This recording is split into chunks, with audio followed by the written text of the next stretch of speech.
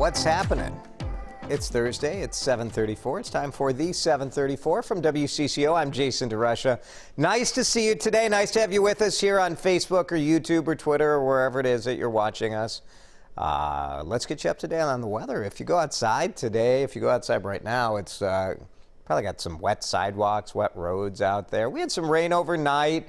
This morning it's damp and foggy and cloudy, and it's going to be kind of like that all day. We wanted warmer weather, and we're getting it, but I don't know how enjoyable it's going to be for people. High of around 71 at 4. Chance of isolated showers throughout the day, so we'll see how that goes. But nice looking, well, should I say it's a nice looking weekend? Not really. Chance of rain both days. What are you going to do? We need the rain. It's spring, so we're glad for that, I suppose, right? Let's talk about this. In the Star Tribune this morning, there's a nice little article about movies made in Minnesota.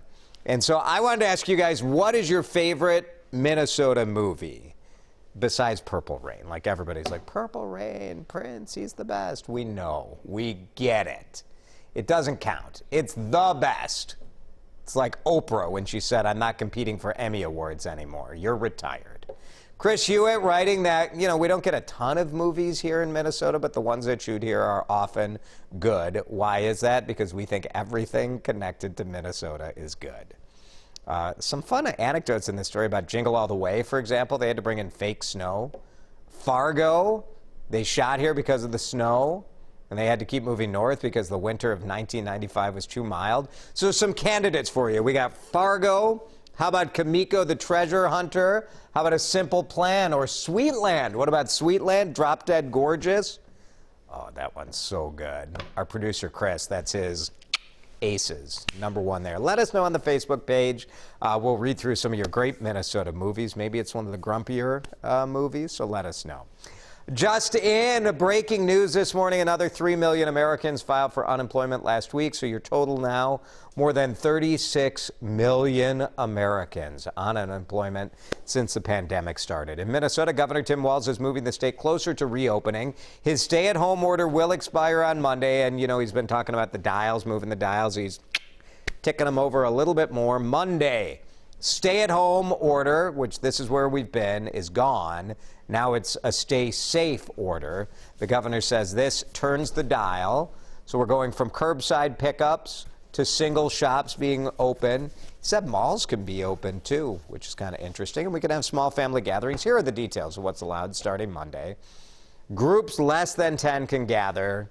The recommendation is social distancing and masks, but we haven't, basically you've not been allowed to do that outdoors or indoors, so this is happening, including like if, a lot of people have wanted to go to church, you can sort of go to church in a group of less than 10, so that's what they're talking about. Non-essential businesses like retail stores and malls can reopen at half capacity. They have to have a safety plan. I was surprised to see the malls on the list, but here it is. A lot of business owners will wait longer. They'll choose to wait. And then we've got your bars, your restaurants, and your salons. Those actually were given a target date of June 1st, but we really don't know what that looks like yet. What are the restrictions going to be? Who knows? But June 1st is the target date for that. Wisconsin, their stay-at-home order, they call it Safer at Home, just got thrown out by the state Supreme Court. How about that? So technically, the state's reopened. So let her rip if you have a bar in Wisconsin, right? Or a restaurant. I don't know that that's the wisest thing to do, but you can. The court says the governor, Tony Evers, the administration overstepped its legal authority when it extended the order until May 26. There's kind of a technical dispute about whether the health department in Wisconsin, what kind of authority they had. The governor, of course, says this puts more lives at risk. Some counties and cities have their own orders. Those may stand. But, in Wisconsin, the Tavern League there is probably the most powerful lobbying group in the state. And several bars just went ahead and reopened. This is West Allis, which when I lived in Milwaukee, we called it Stallis. Stallis is open. The owner of this pub, that's right near Milwaukee, she said she opened right away when she heard about the ruling, and you see the people showed up.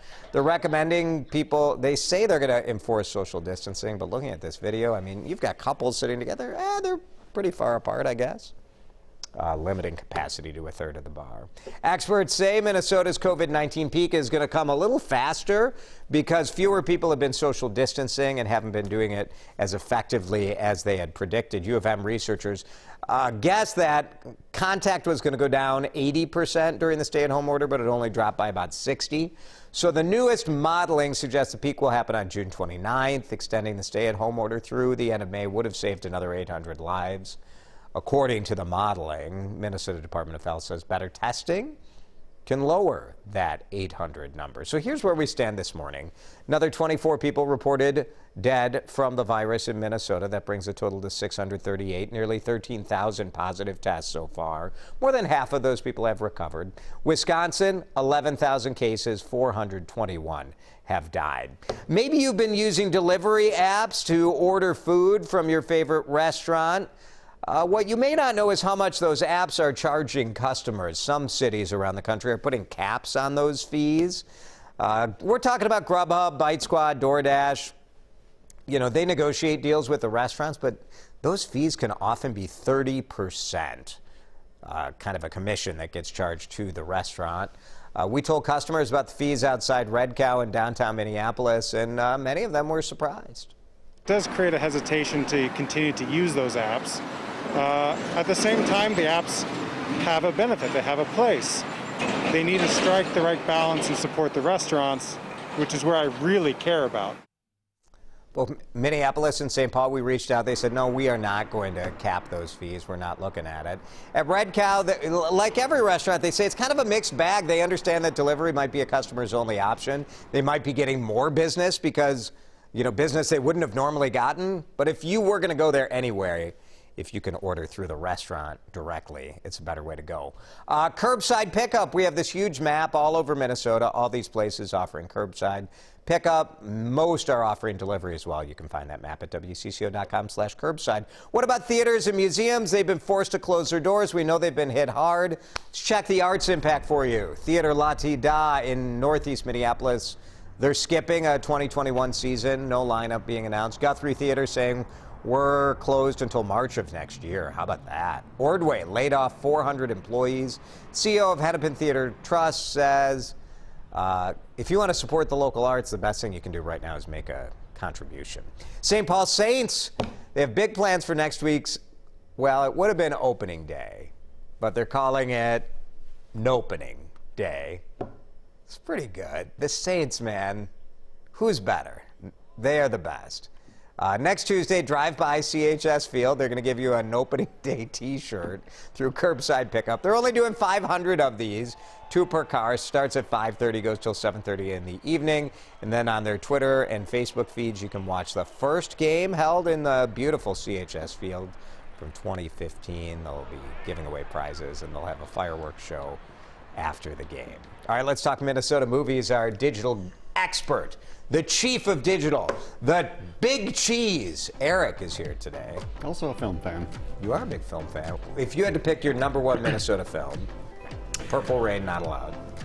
It would probably be Fargo, but I would also say 2 others that haven't been mentioned in the comments yet. One, Airport, the original 70s disaster movie. Oh, Airport's such a good movie. Yeah, filmed at MSP. And then the other one, Guilty Pleasure, The Good Son. Oh, The Good Son. The Macaulay Culkin is a Psycho movie. All right, that's good. What are people saying in the comments? Most people are saying Grumpy Old Men. We've got tons of comments about Grumpy Old Men. That didn't even make Chris's list in What the a snob. Tribune. What a snob. So elitist. He's a close personal friend of mine. And you, so of course he's a snob. Of course he's a snob. Yeah, I'm only friends with snobs. I don't think he's wrong, by the way. I don't know that I would put that on the top list. It's good. It's a very watchable movie. It's very watchable. That's like the biggest insult a movie The highest compliment. That's like if I say, you know, this restaurant is really approachable. This meal has been eaten. Right. And then the other one that everybody is saying, Lisa, Lynn, Kat, they're all saying Mighty Ducks. Oh, Mighty Ducks. I didn't even think about that. But sure, that's a good choice. It was filmed, a lot of my friends were extras in that movie, and when it was being filmed, it was called Bombay, because Emilio Estevez's character's last name was Bombay.